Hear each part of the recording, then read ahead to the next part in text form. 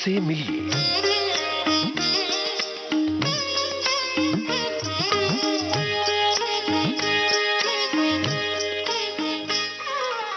इनसे मिलिए। इस कार्यक्रम में आज आप सुनेंगे अभिनेत्री जाहिरा से की गई एक भेंट वार्ता। भेंट कर रही हैं सविता बजाज। जाहिरा जी नमस्ते। नमस्ते। अच्छा, सबसे पहला सवाल ये है, एक खूबसूरत पढ़ी लिखी जवान आप जैसी लड़की की मंजिल फिल्मों में ही हीरोइन बनने की क्यों होती है? जी, मेरी मंजिल तो ये थी कि किसी तरह बहुत सारा नाम कमाया जाए, चाहे वो स्टेज पे आके हो या रेडियो में काम करके। बहुत सारा नाम कमाना था किसी तरह, चाहे जंग में जाना हो, बहुत जो होते ना। लेकिन बम्बई में क्यों नाम कमाने की सोची आपने? बम्बई आप चाहती तो इंग्लैंड में रह के भी कुछ कर सकती थी। जरूर। इसको आप इंग्लिश में तो डेस्टिनी कही जाती है, हिंदी में आप क्या कहेंगे? मुकद्दर। मुकद्दर कह लीजिए। मैं आई थी, छुट्टियों के लिए आई थी, हिंदुस्तान में पहली बार आ रही थी और मैं सिर्फ 3 लोगों को जानती थी जो कि फिल्मों से ताल्लुक़ रखते थे, लेकिन इसलिए नहीं जानती थी कि वो फिल्मों से ताल्लुक़ रखते थे।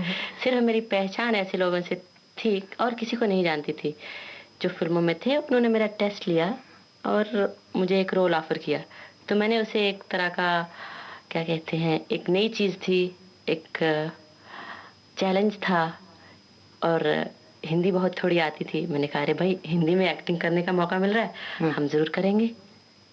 कुछ याद है आपको उस पहली फिल्म का नाम क्या था जिसे आपने एज ए चैलेंज एक्सेप्ट किया बम्बई में? एज ए गैम्बल मेरा ख्याल आप तो कहना चाहिए। गैम्बलर? गैम्बलर। अच्छा, लेकिन उस रोल की तो काफी तारीफ हुई आपकी। हिंदी तो उसमें माफ कीजिए आपने थोड़ी गड़बड़ की थी। मुझे नहीं मालूम था कि मैं गड़बड़ कर रही थी। मेरी सारी जिंदगी एक ऐसे मुल्क में गुजरी जहाँ के लोग इंग्लिश बोलते थे। इंग्लैंड। जी हाँ। नेचुरल था कि इंग्लिश बोलेंगे। जी हाँ। तो हम भी स्कूल में जब पढ़ते थे तो वहाँ भी सारा माहौल इंग्लिश में था। हिंदी वैसे हमने घर में सीखी। मेरे डैडी ने एक ट्यूटर रखा था, हिंदी नहीं उर्दू, जिसने हमें उर्दू और अरबी पढ़ाई थी। तो लिखना पढ़ना तो आता था, लेकिन क्या है ना, हिंदी बोलें आप या उर्दू बोलें तो उसका तलफ़्फ़ुज़ सही होने के लिए आपको उसकी मशक करनी पड़ती है, यानी कि रोज़मर्रा बोलना पड़ता है, प्रैक्टिस करनी पड़ती। तो वो मुझे नहीं थी, जो कि अब मेरा ख्याल है कि है। नहीं, अभी आपने कहा कि आपको बड़ी दिक्कत होती थी हिंदी बोलने में। नहीं, तो आपने तो इंग्लैंड में एक किसी फिल्म में भी काम किया था। नहीं, लेकिन आपने अंग्रेजी बोली। हाँ, तो वहाँ तो दिक्कत नहीं हुई थी क्योंकि भाषा दूसरी थी। बचपन से मैं वहाँ रहती थी, सारी फैमिली वहाँ रहती थी, तो वो एक किस्म से वो मेरी मातृभाषा हो गई थी। आप किसी बच्चे को भेज दीजिएगा इंग्लैंड में तो वहाँ से ऐसी इंग्लिश बोलेगा कि यहाँ उसको बड़ी मुश्किल से आप समझ पाएंगे, उसका एक्सेंट बिल्कुल इंग्लिश जैसा हो जाएगा। तो उस रोल ने आपको शोहरत नहीं दी? नहीं, वो रोल तो क्या था, माँ बाप मेरे तो इसके बिल्कुल खिलाफ थे कि मैं फिल्मों में काम करूं या टेलीविजन पे या कुछ इस किस्म का। एक तो हमारी फैमिली में लड़कियां काम नहीं करती, पढ़ती हैं, पढ़ लिख के उनकी शादी वगैरह कर दी जाती है। एक मैं ही थी। लेकिन इंग्लैंड भेजा जाता है पढ़ाई लिखाई के लिए? हाँ, ऐसे वो तो रोशन ख्याल बहुत थे मेरे वालिद, अब तो खैर वो उनका देहांत हो चुका है, लेकिन पढ़ाई लिखाई के मामले में बहुत रोशन ख्याल थे कि औरत जितना चाहे पढ़े, जितना चाहे तरक्की करे, लेकिन ये फिल्म और टेलीविजन या स्टेज वगैरह को वो सही नहीं मानते थे। वो चाहते थे कि भाई लड़कियां पढ़ें तो डॉक्टरी करें या वकालत करें या स्कूलों में पढ़ाएं, मतलब जो कि आपको भी मालूम है हिंदुस्तान में क्या समझा जाता है एक्टिंग को और एक्ट्रेसेस को ऐसे, लेकिन ऐसी कोई बात नहीं है। लेकिन आपने तो इसे सही समझा, इसलिए बम्बई चली आई। सही समझा, मुझे कुछ इसके बारे में मालूम नहीं था। ये लाइन ऐसी नहीं है कि गलत है, अगर आप गलत हैं तो आप किसी भी लाइन में गलत हो सकते हैं, ज़रूरी नहीं कि आप फिल्मों में आकर गलत हो जाएं। लेकिन इस लाइन को कुछ लोगों ने और कुछ प्रेस ने ऐसी शोहरत दे रखी है कि बाहर वाले जिनको नहीं मालूम होता वो इसको गलत लाइन ही समझते हैं। क्योंकि फिर देखिए ना, हमारा एक कल्चर ऐसा है कि लड़के लड़कियां हाथों में हाथ डाल के या ऐसे गले वगैरह नहीं मिलते, जो कि एक्टर्स को स्क्रीन पे करना पड़ता है। तो लंदन में भी ऐसा नहीं होता? नहीं, मैं लंदन की बात नहीं कर रही, मैं अपने कल्चर की बात कर रही हूँ, क्योंकि मेरी फैमिली तो इंडियन ही है ना, तो वो इस बात को सही नहीं मानते थे कि भाई फिल्मों में काम करे लड़की फिल्मों। अच्छा, आपके गैम्बलर के बाद किस तरह से आपकी प्रोग्रेस हुई, आपको नाम मिला, कैसे मिला? एक्चुअली मैं आपको सच बताऊं तो गैमलर मैंने इसलिए कबूल की थी उसमें काम करना कि मैंने समझा कि 2 या 3 महीने के अंदर फिल्म ख़त्म हो जाएगी और मैं वापस चली जाऊंगी इंग्लैंड। मेरी यहाँ सिवाय 2-3 लोगों से पहचान के सिवा कोई दोस्त नहीं था, कोई फैमिली मेम्बर नहीं था, तो बहुत अकेलापन महसूस होता था। तो मेरा इरादा बिल्कुल नहीं था, मेरा इरादा था कि जल्दी से ये फिल्म हो जाए और ये हो जाएगी। मुझे नहीं मालूम था कि यहाँ 2 साल लगते हैं या 3 साल, क्योंकि यूरोप में फिल्में बनती हैं तो 2 महीने या 3 महीने में ख़त्म हो जाती हैं। तो वही समझ के मैं रुक गई थी, लेकिन एक कॉन्ट्रैक्ट साइन कर लिया था। अब उसको पूरा करना और फिल्म के पूरे होने तक मुझे ऐसा लगा कि मुझे यहाँ रहना पड़ेगा।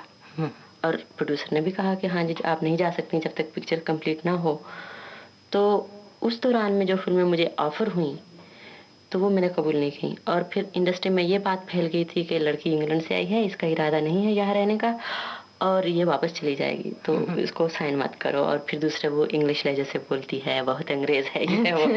तो मतलब सब बातें एक रुकावट बन गई। लेकिन उस वक्त मैंने इन चीज़ों को रुकावट नहीं समझा था, क्योंकि मेरा इरादा नहीं था यहाँ रहने का। मैं सोचती कि वापस लंदन चली जाऊँ, मेरे दोस्त कॉलेज के स्कूल के सब वहीं थे।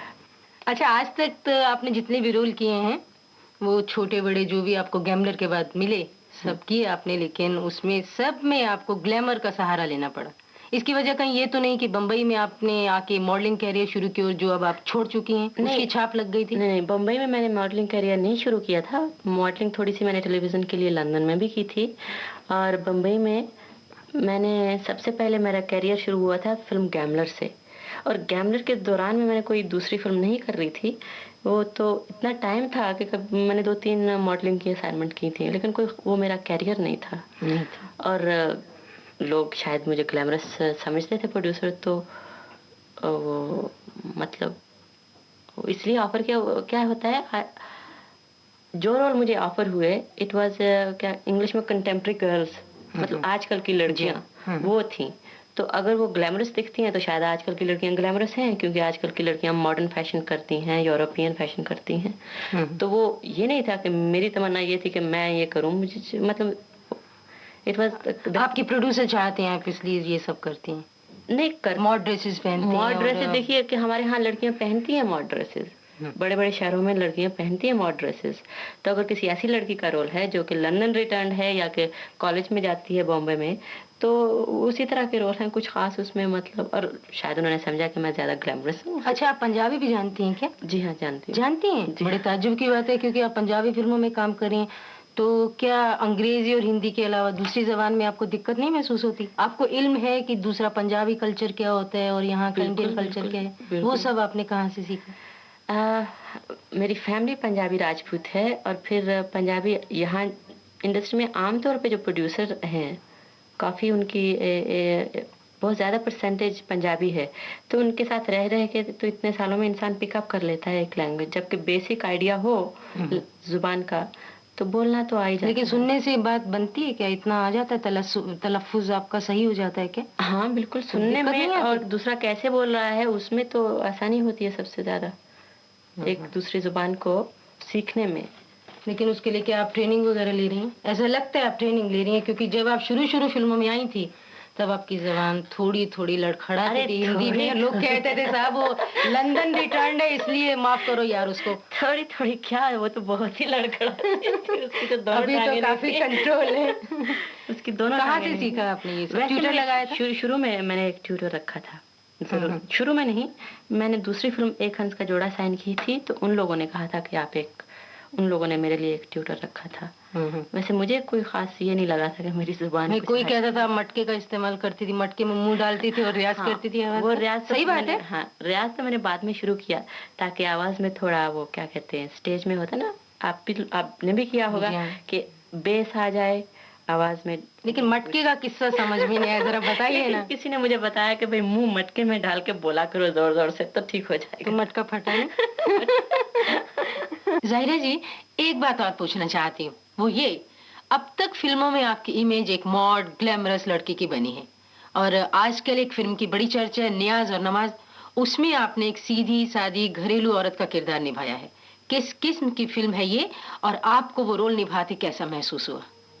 इसमें ये थी, और आपको लगता है कि इस फिल्म से आपको कैरियर वाइज कुछ नाम शोहरत हाँ, मुझे तो बहुत हासिल उम्मीद होगा। है कि कहानी ये एक लड़की की है, एक शादीशुदा औरत की है जो कि मैं हूँ, और इसमें मुझे एक्टिंग का बहुत ही स्कोप था और एक इतने अच्छे डायरेक्टर्स के साथ काम किया है कि पता ही नहीं चल रहा था हम लोग काम कर रहे हैं। कौन डायरेक्टर कौन है ए इसके? शमशीर साहब। हाँ, हाँ।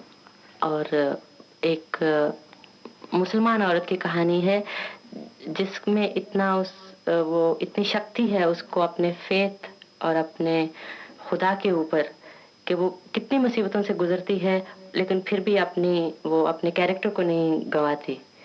मतलब एक ऐसी औरत की कहानी है जिसमें जो कि भगवान कहिए या खुदा कहिए उसके ऊपर उसको इतना यकीन है और इतना भरोसा है कि उसका शौहर बिछड़ जाता है, सब कुछ गंवा देती है लेकिन अपनी इज्जत और वो अपने कैरेक्टर को नहीं गंवाती। थीम तो बढ़िया है, लेकिन आपको लगता है कि इस आजकल के जमाने में 20th सेंचुरी में ऐसी फिल्म बहुत कामयाब रही? नहीं, हमारे उम्मीद तो है, कामयाब होनी चाहिए। इसमें एक ऐसे उस औरत का एक वली के ऊपर बहुत भरोसा है। नमाज हुई इबादत, जिसको आप भगवान की इबादत, हम लोग नमाज पढ़ते हैं, आप लोग पूजा करते हैं, लेकिन हम we are trying to reach the same God. तो दूसरा है वो न्याज जो कि गरीबों में बांटी जाती है, जो कि एक जिंदगी का बहुत जरूरी हिस्सा है। तो इन दोनों चीजों पे आप अमल करते हैं, यकीन रखते हैं, तो हमने ये कहा है फिल्म में, या कि डायरेक्टर ने ये कहा है कि ये दोनों चीजें जिंदगी में होना बहुत जरूरी है। इन दोनों चीजों के बगैर जिंदगी खाली हो जाती। अभी आप क्या करने का इरादा रखती हैं? अभी और फिल्में करूंगी। I find acting very satisfying. Acting is satisfying as a work. काम जैसे आप काम करते हैं रेडियो में, जैसे कोई ऑफिस में काम करता है, ऐसे मैं फिल्मों में काम करती हूँ। चलिए जी, लेकिन बहुत अच्छा, खुदा करे ये आपका काम बरकरार रहे। इसके साथ ही मैं प्रोग्राम को खत्म करती हूँ और आपका बहुत बहुत शुक्रिया अदा करती हूँ कि आप हमारे स्टूडियो में आई, अपना कीमती वक्त दिया। नमस्ते। नमस्ते, आपका भी बहुत शुक्रिया। तो ये थी अभिनेत्री जाहिरा और सविता बजाज के बीच हुई एक भेंट वार्ता, और इसके साथ ही अब आज का इनसे मिलिए कार्यक्रम समाप्त होता है। इनसे मिलिए